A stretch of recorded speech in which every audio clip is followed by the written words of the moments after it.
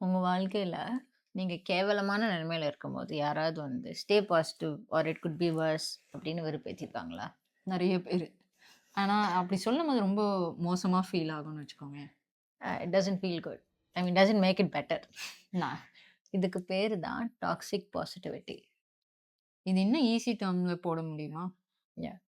என்ன நடந்தாலும் good vibes ஒன்லின்னு வாழ்றவங்க.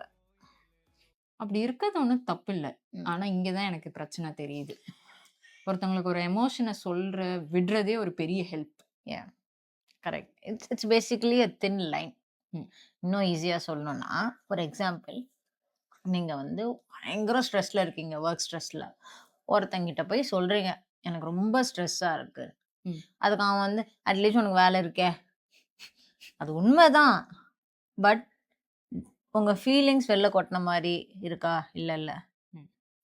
எனக்கு தெரிஞ்சு அதுக்கு பதிலா, எனக்கு அது புரியுது. நான் இருக்கேன். உங்களுக்கு ஏதாவது ஷேர் பண்ணணும்னா என்கிட்ட வந்து சொல்லுங்க. அப்படின்னு அவங்களுக்கு ஒரு சப்போர்ட்டா இருக்கிறது பெட்டர்ன்னு தோணுது. Correct, correct. எக்ஸாக்ட்லி. அதுதான்.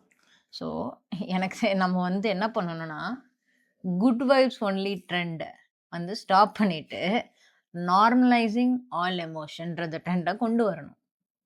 த good, the bad and the ugly எமோஷன்ஸ. கரெக்ட். இந்த மாதிரி நீங்க நெறைய ஃபேஸ் பண்ணியிருந்தீங்கன்னா, கமெண்ட்ஸ்ல சொல்லுங்க.